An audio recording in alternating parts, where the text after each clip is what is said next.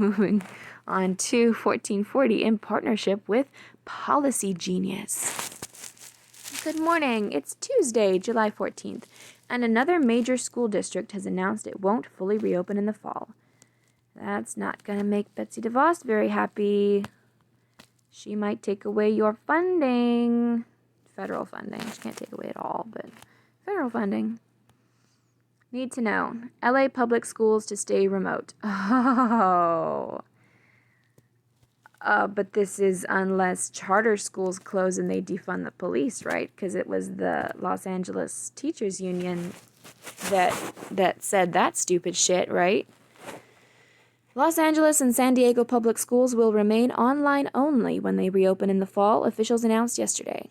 The LA Unified District is the country's second largest, and the two combined to serve more than 850,000 students. The news came as California announced a rollback of reopening plans, halting indoor operations at restaurants, bars, entertainment venues, and elsewhere. The state is averaging almost 8,000 new cases per day. That includes gyms, also, by the way. Some of the increase in cases can be attributed to increased testing capacity. Still, test positivity, the fraction of people that get tested that have the virus, has doubled across the U.S. since mid-June to almost 9%. How about the deaths? Because the deaths are still super way lower than they were before. One bright spot has been New York City. Once the world's epicenter, officials confirmed the city reported 0 COVID-19 deaths Saturday, the first time since the panic began that no deaths have been tallied. That's because everyone's fucking had it now. You have herd immunity. Congratulations. That's how you do it. Except, for the putting people in nursing homes and killing old people that didn't have to die. But whatever. That's herd immunity. The U.S. has reported 3.36 million total cases with 135,615 alleged deaths as of this morning. See the moving 3-day average here. Outside the U.S., Mexico exceeded 35,000 deaths, passing Italy for the fourth highest total worldwide, and yet Mexicans are still coming over our border. And that's why Texas is seeing the spike that it is. And that's not being talked about. We need to continue securing it. There's been wall construction. There needs to be more. Passing Italy for the fourth highest total worldwide. Overseas, officials in Africa, where the outbreak has so far been better than originally feared, announced new daily cases had risen by 24% over the past week. Separately, we're reading this look at how basic technology shortfalls, like reliance on fax machines, is a choke point for public health officials at the local level. Okay. South China Sea. The U.S. said yesterday it would not recognize Chinese claims of sovereignty over waters of the South China Sea. A significant escalation of tensions, the move applies only to the sea's waters, avoiding disputes over islands. The sea is strategically located between China, Vietnam, the Philippines, and other islands, and is one of the world's busiest shipping lanes, facilitating $3 trillion in annual trade. China has aggressively asserted its influence for decades based on an informal map made by the ruling Communist Party in 1947, though the claims are not internationally recognized. The U.S., seeking to ensure open access to and through its waters, has avoided direct confrontation, relying on United Nations mediation. You should never rely on United Nations mediation. The sea also contains upward of 10 billion barrels of oil and almost 200 trillion cubic feet of natural gas. See a history of the complex tensions in the region here. Redskins officially dropped. The NFL's Washington Redskins announced yesterday they would formally drop the moniker and associated logo. The decision, after nearly 9 decades of use, was expected amid growing pressure from investors and business partners over what many consider to be a racial slur against Native Americans. Yeah, as I talked about in the Sundry Sports episode, they finally, after all this time, have given in because of sponsors, investors, business partners. And those sponsors who finally chose to put pressure, they're being pressured by their fear from the loudest tantrum having people on social media. That's it. Not the majority. Not anybody who really matters. Just whoever is the loudest and the most annoying. That's why this is so frustrating. So stupid. Team owner Dan Snyder had long resisted calls for change, contending the name was a term of respect. Yeah? He had reason to, because they really did do surveys of actual Native Americans. The brand also accounts for about $230 million of the team's $3.4 billion valuation.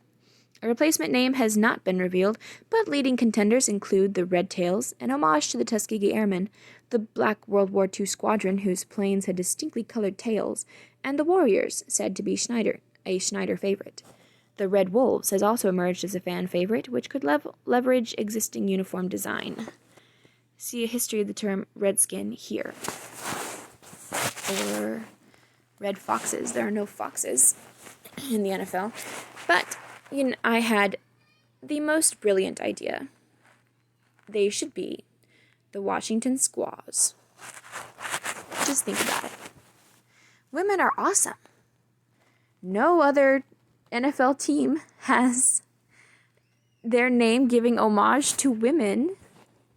Women are brave. Women are amazing. Women are powerful. And Native American women, historically, kind of were actually those things. So, yeah, think on it. Washington Squaws. A re-shopping spree. Policy genius. Re-shopping for home insurance policies can reveal some incredible savings, but why does it have to sound like it's a homework assignment? Going through all the home insurance options available means a lot of legwork, which is time-consuming and, frankly, no fun. Good thing, then, that Policy Genius can do all of the heavy lifting for you. All you have to do is answer a couple of questions about yourself and your property, and their experts will compare your home insurance policy against options from top companies to ensure you're getting the right coverage at the best possible price point. And the best part, if Policy Genius experts find you a better rate than what you're currently paying, they'll get you switched at no extra cost. So now's probably a good time to do some home insurance re-shopping, but don't make it homework. Check out Policy Genius today and compare home and auto policies across different insurers to find your best savings combination. They've saved customers an average of $1,127 per year by doing just that. Join in on the savings. Please support our sponsors. And what was this? Garrett closing in on $125 million deal. Browns star pass rusher Myles Garrett on verge of finalizing 5-year, $125 million extension. Cool. Good for him. In the know. Sports, entertainment, and culture. Brought to you by Kettle and Fire. Body of Glee actress Naya Rivera found at lake 5 days after she went missing. Rivera was 33. Kelly Preston, Jerry Maguire actress and wife of John Travolta, dies at 57 of breast cancer. Mythbusters star Grant Imahara dies at 49. This is not a good month for famous people. Houston Rockets superstar Russell Westbrook tests positive for the coronavirus. NBA announces 19 players have tested positive since July 1st. Hamilton musical cast album becomes first cast album since 1969. Hair. To hit number 2 on the Billboard 200 chart. Haven't seen Hamilton yet? Check out our preview before you watch. Drool-worthy flavors keep clean eating fresh, interesting, and fun. Boredom kills any healthy eating plan, which is why Kettle and Fire created 16 distinct bone broth flavors that hit the spot no matter what you're in the mood for. Grab 20% off with code 1440. Science and technology. Google launches $10 billion digitization. Google launches $10 billion digitization fund for India, focused on building out the country's internet and communications technology ecosystem. Okay. Good for them. Cool. Watch out for India. Y'all need to watch out for Google's tendency to want to control your, government, that type of thing. The smooth handfish becomes the first modern saltwater fish, registered on the list of endangered species to be officially declared extinct. Researchers produce sperm stem cells in the lab in a significant step toward treating infertility. Stem cells can be grown into full-fledged sperm carrying the donor's genetic material. Neato. Cool. What is this? From Andrew Clavin. Medical experts now believe Joe Biden's something. It's probably satire. Business and markets. S&P 500 swings 2% to end the day down 0.9% after briefly entering positive returns territory for 2020. Shares of Tesla end down 3% after starting day up 16%, briefly becoming the 10th most valuable U.S. stock before intraday drop. PepsiCo beats quarterly revenue and profit estimates as consumers load up on snack products and packaged goods. Oh, that's healthy. Analog Devices to acquire fellow semiconductor chipmaker Maxim Integrated for $21 billion in largest U.S. deal this year. Politics and world affairs. Last-minute court order halts the execution of Daniel Lewis Lee. What? What was to be the first federal execution since 2003? Challenge centers on the use of pentobarbital as the lethal injection agent. What the Supreme Court issues overnight ruling will allow execution to proceed today. Oh, okay. Jeez. It must be exhausting to be this guy. U.S. monthly budget deficit hits all-time high of $864 billion, driven by coronavirus stimulus spending. Ugh. Figure roughly equals the first 10 months of 2019's deficit combined. Ugh. Excavations begin at the site of a potential mass grave from the entity, and that is why I'm super what's the word? Damn it. What's the word? Conflicted. That's why I'm so conflicted. I was so conflicted back when we got our stimulus money and about the idea of getting more because we kind of need it. There's things that we need to get done. There's things that we need to do. But the country does not need to be giving away so much money. It's just bad. Bad. Excavations begin at the site of a potential mass grave from the 1921 Tulsa riots. Work expected to be completed within a week. In depth. Why we can't stop spreading misinformation. From 10/medium.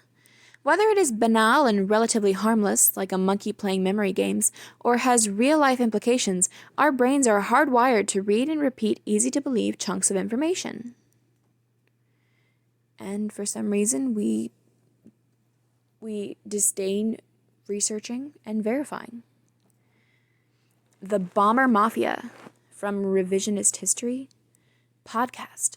A fascinating look at the life of Air Force General Curtis LeMay, credited with designing an effective but controversial bombing campaign in World War II's Pacific Theater. No more heavy lifting. Policy Genius knows you live a busy life and don't have time to sift through all of the different home and auto insurance policies available, so they created a team of experts to do it for you. If you find savings, the average reshopper saves $1,127 annually, they'll switch your policies at no extra cost to you. Start reshopping today without even thinking about it. Please support our sponsors. It literally just said do this without even thinking about it. Wow. That's very direct marketing. Etc. Ever lost luggage while flying? It's probably for sale in Alabama. Okay. How face mask usage varies by demographics. The innovative history of the ice cream truck. From our partners, these might be the coziest pair of shoes you'll ever own. Okay, we'll see what that is. Allbirds. Allbirds.com. Okay, those look comfy. Where was I? This year's top states for UFO sightings. How to see the comet Neowise before it leaves for 6,800 years. Ford brings back the iconic Bronco. A lot of them. Sweet. Let's click on that. Ford brings back the Bronco SUV with a dizzying array of options. 2-door, 4-door, and sport variants, 7 trim levels, and a ton of customization. I'm going to leave that open. Vermont is stunning when viewed from a drone. I think Vermont is stunning from the ground also, isn't it? Joshua Tree National Park closed by aggressive bees. Stop being jerks, you bees. Somebody told them that they were endangered, so they're like, hey, fuck you guys. Clickbait. Pub installs an electric fence to enforce social distancing. My word. History book. Revolutionaries in France stormed the Bastille, 1789. So it's Bastille Day. Cool. Archaeologist and spy Gertrude Bell born, 1868. President Gerald Ford born, 1913. Howard Hughes breaks record for 91-hour flight around the world, 1938. Was this the one that was in the Spruce Goose? Possibly. NASA's New Horizon probe completes initial survey of solar system, 2015. There is nothing more difficult to measure than the value of visible emotion. Gertrude Bell. What? Oh, because she was a spy. Okay, in that context, yes, I see. And that's it for 1440. Thank you, and goodbye.